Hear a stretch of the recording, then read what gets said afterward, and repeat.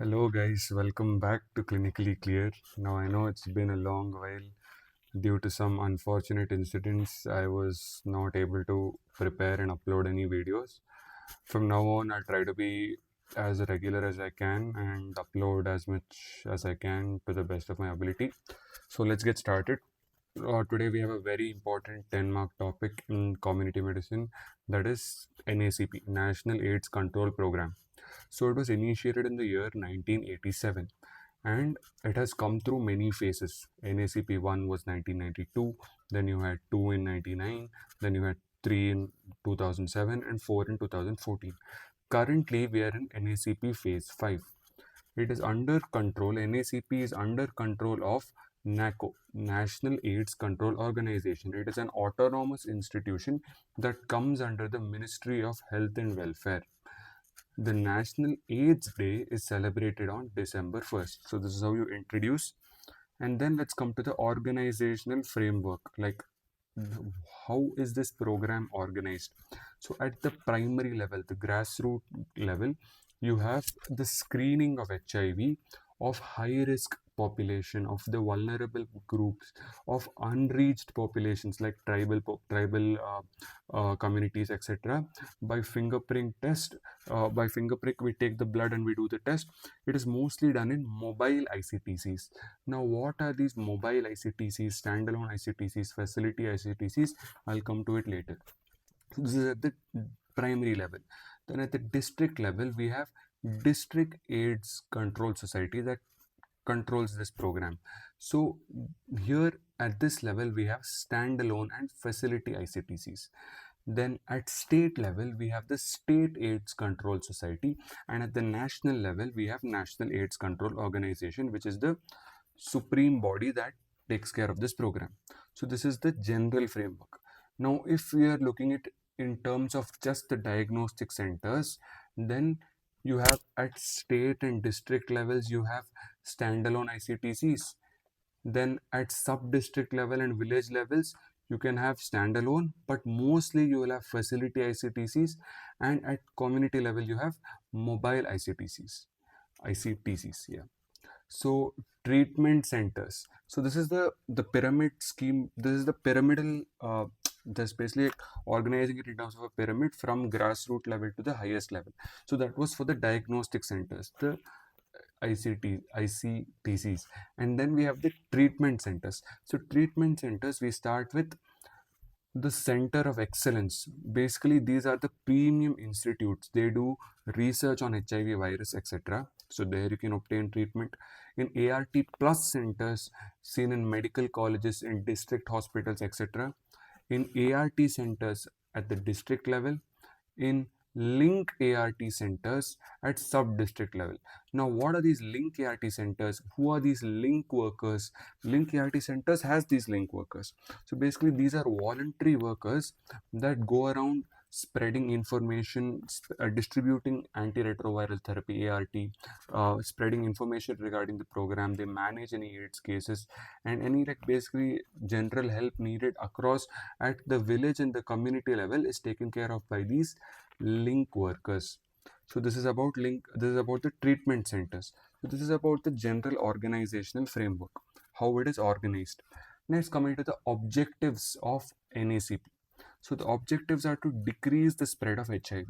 Basically, by decreasing the spread of HIV, they're decreasing the morbidity and the mortality. And on a long-term basis, we want to increase the capacity of the country to deal with HIV and AIDS. So these are the objectives. Targets. Now, objectives and targets, they seem a bit similar in terms of they're basically kind of synonyms, but it is separate, so we have to study it separate. So targets: decrease the incidence by 80% and decrease the death by 80% due to HIV or AIDS. Incidence is basically the new infections every year. We have to decrease it by 80% and the deaths also by 80%. We want to eliminate mother to child transmission, basically vertical transmission of not just HIV but also syphilis. This is important. Not just HIV but also syphilis. We want to eliminate the stigma and discrimination of discrimination against HIV, people living with HIV. They should be inclusive. It should be an inclusive society where they are not discriminated against. Then there should be universal access to treatment against sexually transmitted infections. So five targets: decrease incidence by 80%, decrease death by 80%, eliminate vertical transmission of syphilis and HIV, eliminate stigma and discrimination, and provide universal access to treatment against sexually transmitted infections. Next, coming to strategies. Now, what are these strategies for? The strategy is so that we reach this 95% goal. What is this 95% goal? 95%, 95%, 95%, 95%. 95% of PLHIV. What is PLHIV? People living with HIV. Where like you have patients who have HIV. So they have to be diagnosed, 95% of them have to be diagnosed, and out of that 95% should receive antiretroviral therapy treatment. Out of that 95% should have a good treatment response where their viral load reduces, and 95% of them should have a good quality of life. I told you there should not be any discrimination. They should have a normal, enjoyable, good quality life. So this is the 95% rule. So strategies can be divided into preventive strategies. Preventive strategies in high risk group individuals as well as low risk group individuals. Then you have care strategies for people who already have HIV, and you have surveillance strategies, which is in a mass scale, mass population. Okay, first let's come to preventive strategies for high risk group. So we start with targeted intervention. Now, whom do we target? We want to this is for high risk groups, right? So first we need to identify these high risk groups. So who are the high risk groups? Truck drivers, male migrant workers, IV drug abusers, female sex workers, homosexuals. These are all the high risk groups. So in these high risk groups, we target them and we intervene. We give them counseling, we give them communication, we give them an environment for behavioral change to bring about certain changes in their behavior to reduce the transmission of HIV. We promote the usage of condoms and we educate them about sexually transmitted infections, how they can get them screened, how they can get them treated, and etc. So this is about targeted intervention, first thing. Second thing is condom promotion. So basically, see, condom is very cost effective. It is efficient in not only preventing sexually transmitted infections like HIV, but also prevents unwanted pregnancies. So we have to distribute Nirod, which is male deluxe condoms, and we have to also distribute Femidoms, which is nothing but female condoms among female sexual workers. So the condoms need to be of low cost, they should be good quality, and they should also promote the usage of condoms through marketing and keeping them available in all pharmacies, etc. So that is about condom promotion. Next we have syndromic treatment of sexually transmitted diseases. Not just HIV, we need to consider STIs as a whole. So for this, NACP has established something known as Suraksha clinics. These are the only purpose of these clinics are for the early diagnosis and treatment of sexually transmitted infections and reproductive tract infections. So you have certain colored treatment STI kits or RTI kits. Based on a particular symptom, you will give, okay, take this kit, it will have certain medications, antibiotics, preferably antimicrobials, take them and come back for follow-up or whatever it is. So example, you have 7 colored kits. Gray kit 1 is for urethral discharge. Vaginal discharge, green kit 2. Non-herpetic genital ulcer, white kit 3. Same thing, non-herpetic genital ulcer, but kit 3 has penicillins. Let's say the patient has allergy to penicillin, then you'll go for kit 4, which is blue. Herpetic genital ulcer, you'll go for kit 5.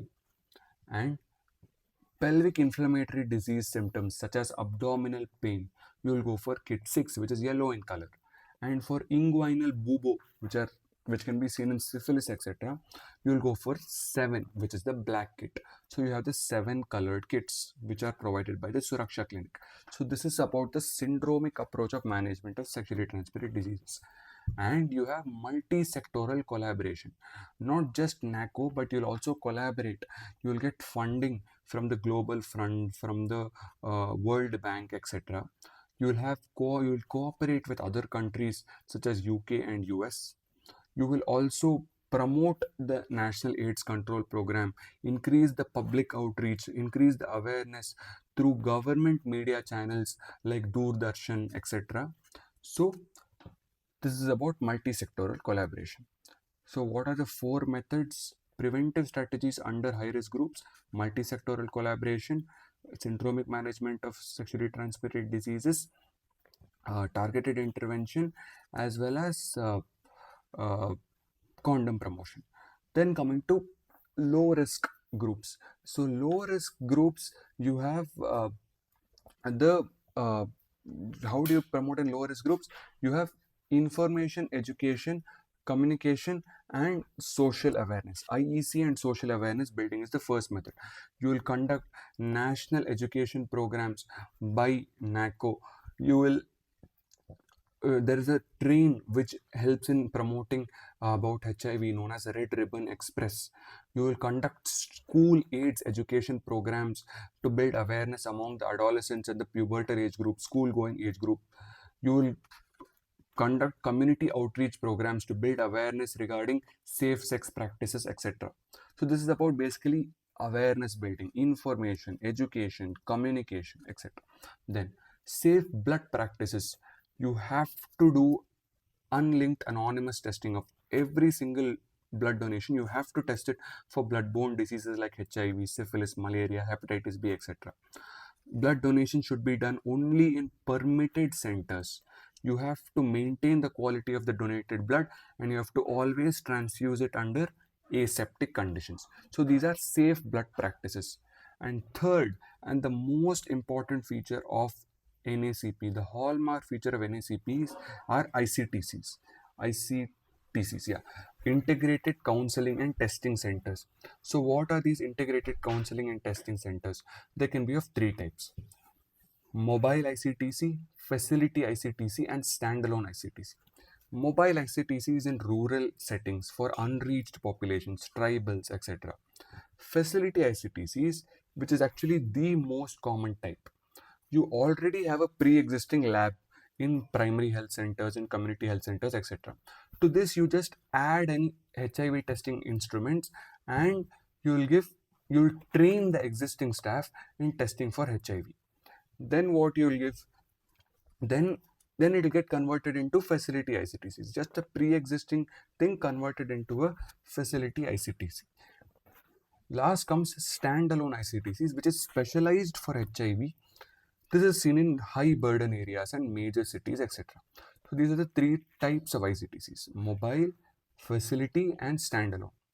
What are the objectives of these ICTCs? First of all, these were also previously known as VCTCs, voluntary counseling and testing centers, because for anyone who wants to voluntarily test their serum status, HIV serostatus, whether they are positive, negative, let's say a female sex worker wants to know if she has HIV, then she can come and get it tested. Psychological support can be provided. They can be linked to ART centers, etc. Where are these ICTCs located? In medical colleges, in district hospitals, in primary health centers, community health centers, etc. What infrastructures do you need? You need a well-equipped laboratory. Why? You want to test for HIV, right? And you also need separate, isolated rooms for counseling, and you need waiting areas for the patients. Understood? This is the infrastructure. Regarding the staff, a microbiologist or a pathologist, someone in charge of the ICTCs, and then trained lab technician to do the testing, and to do the counseling, a trained male counselor as well as a trained female counselor. So someone in charge, a lab technician, and a male counselor and a female counselor. Now, any ICTC must always maintain the 5 C's. Consent. You have to always take consent from the patient. You can't forcefully test anyone for HIV. You have to maintain confidentiality. You have to counsel the patient both pre-test and post-test. You have to have correctness of the result. You can't give any false positive, false negative and all. You have to connect them to any ART center or any other center if they require treatment or any further procedures. So you have to provide the connection. What are the services or activities in ICTC? First, we do pre-test counseling. We prepare the patient for what are the possibilities for possibilities of this test of for HIV, and we also suggest behavioral changes which can reduce the risk of transmission. Then we go for testing. We have to do 3 separate tests for different antigens, one ELISA based test and 2 rapid diagnostic tests for 3 different antigens. If all 3 come positive, only then you will declare the person as HIV sero positive. Then we go for post-test counseling. Post-test counseling differs. Let's say person is positive, then you will gently reveal it to the patient. You will allow the patient to react. You will reassure the patient. You will give information about antiretroviral therapy. You will give methods to prevent further transmission. You will ask the patient to reveal it to their partner or their immediate family members, or most important is partner, so that the partner also can go and get tested for HIV. So this is what you will do if it is positive. If it is negative, you will still counsel the patient about how to remain negative, about safe sex practices, etc. And most importantly, you will repeat the test after a window period, because let's say a patient has come with recent history of sexual exposure. If that patient is still in the window period, the test might come as negative. So after the window period, you have to once again do a repeat test and confirm whether it is negative or positive. If it is positive, you have to refer to physician for ART. You have to give a follow-up, that you have to go and follow up with a so and so physician who will tell how to take the antiretroviral therapy, when you should get tested for prognosis, etc. Whatever it is, you have to refer them to a physician. And you should also provide post-exposure prophylaxis in case of any accidental exposure or any recent exposure to a known person living with HIV. So this is about the preventive strategies in low risk: information, education, counseling, and social awareness, safe blood practices, and most important is integrated counseling and testing centers. Next coming to care strategies. So care strategies, first you'll provide ART, antiretroviral therapy, for all. You'll give it for everyone. In high risk states like Karnataka, Tamil Nadu, Andhra Pradesh, they are provided for free. Which is the preferred regimen? It is TLD regimen. Tenofovir 300 mg, lamivudine 300 mg, dolutegravir 50 mg. You will give a FDC, which is basically one fixed dose combination, one tablet only, which has all 3 combined fixed dose combination once a day at a given time. Every day you will tell, okay, after lunch 2 to 3 hours, every day one tablet. That's all. What is the contraindication for this TLD regimen? Let's say the patient is less than 10 years old or less than 30 kg, has any hepatic failure, renal failure, then you can go for alternative regimens like ALD regimen, where instead of tenofovir you will use abacavir. So which is the most preferred regimen? TLD, tenofovir, lamivudine, dolutegravir. Next, coming to the management of opportunistic infections. Now, in this you have 2 types of prophylaxis: primary prophylaxis, secondary prophylaxis. Primary prophylaxis is when you want to prevent the occurrence of a disease. It has still not come. The person has HIV, but there's such a high chance of that disease happening that you will straight away start on prophylaxis. Only 2 diseases, that is TB and pneumocystis jirovecii. TB, unless less than 1 year old, all people living with HIV, you will give TB prophylaxis. It is known as TPT, TB prophylactic therapy. 6 months of isoniazid or 3 months of isoniazid plus rifampicin along with pyridoxine. Why pyridoxine? Because to prevent B6 deficiency. And then let's say the person's CD4 count is less than 350 per mm³, then you will give double strength cotrimoxazole to prevent pneumocystis jirovecii pneumonia for 6 months, and even more if needed until the CD4 count comes back up till 350. So this is about primary prophylaxis. You just want to prevent the occurrence of that disease itself. Let's say some other opportunistic infection like some sinusitis or some bone infection or something like that, osteomyelitis, whatever. You want to prevent the recurrence. Already it has happened once, then you want to prevent the recurrence. Then you will give secondary prophylaxis. That will be different antibiotics, etc. Primary prophylaxis, even before it happens once, you will straight away start for TB and for pneumocystis jirovecii pneumonia. Then, important thing is TB HIV correlationship. The most common opportunistic infection in HIV patients is TB. So you will always do bidirectional screening. Very, very important. That is, if you have a TB patient, you will always test them for HIV. If you have an HIV patient, you will always test them for TB.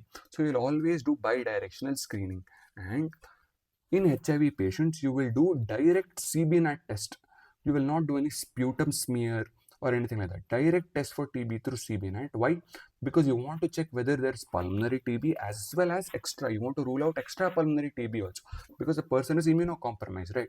And always, let's say the patient has HIV and TB, you always start first anti-tubercular therapy, and in anti-tubercular therapy you substitute rifampicin with rifabutin. Rifabutin is used, and after 2 weeks of ATT you will start antiretroviral therapy. Why is that? We want to reduce the TB infectivity, and if we simultaneously give ART and ATT, it will lead to TB flaring up. So we'll always give ART 2 weeks after anti-tubercular therapy. Very important is to prevent mother to child transmission. That is, in the olden days we used to give a single dose OD every day of nevirapine for prophylactic therapy for the newborn. Now we give antiretroviral therapy of tenofovir, lamivudine and efavirenz. This is the mother to child transmission. And in NACP there is something known as early infant diagnosis, where you will, in high risk, if mothers of high risk groups, you will always screen the newborn for HIV and you will rule out HIV straight away and you will give prophylaxis. Very, very important, in case of exposure within 72 hours, you have to give post-exposure prophylaxis. This is the strategy. And what is the regimen again? Once again, TLD regimen, but you will give for 28 days. And again, fixed dose combination once a day at a fixed time. Every day at one particular time, one FDC tablet of TLD. For 28 days, you have to start it within 72 hours. Ideally, within 1-2 hours, you have to start within 72 hours. So what are the care strategies?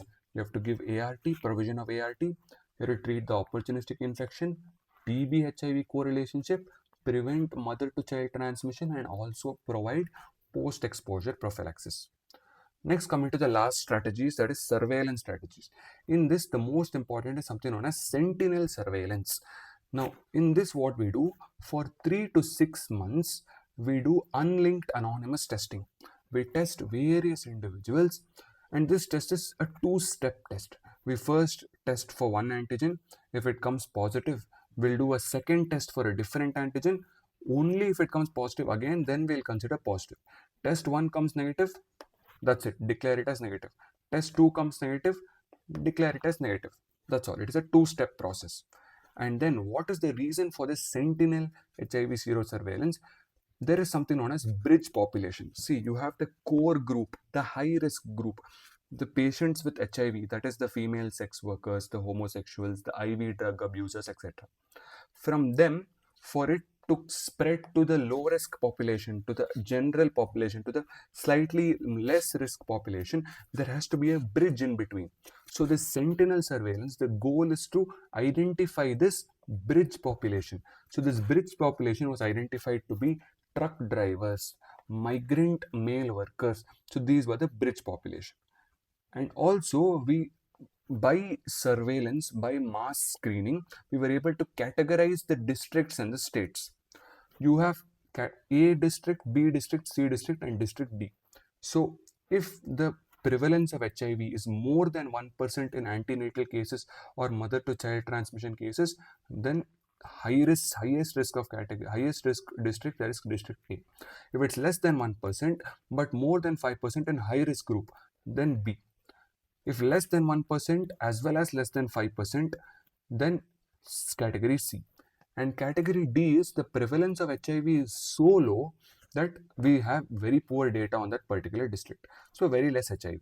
So this is for districts. Similarly for states as well. high risk state, moderate risk state, low risk state. High risk state, prevalence of HIV is more than 1% in antenatal cases or mother to child transmission cases, as well as more than 5% in high risk group individuals. Less than 1% in ANC cases, but more than 5% in high risk group, moderate risk. And low risk is when less than 1% as well as less than 5%. So this is about surveillance strategy. So sentinel surveillance to identify the bridge population, categorization of districts into A, B, C, D, and categorization of states into high risk state and moderate risk state and low risk state. What is the basis of categorization? Based on prevalence of HIV in antenatal cases as well as mother to child transmission, remember the value of 1%. In high risk groups, remember the value of 5%, less, more, etc. So this is it for NACP. I know it is a big topic. I tried to cover it as brief and as detailed as possible. Thank you for watching.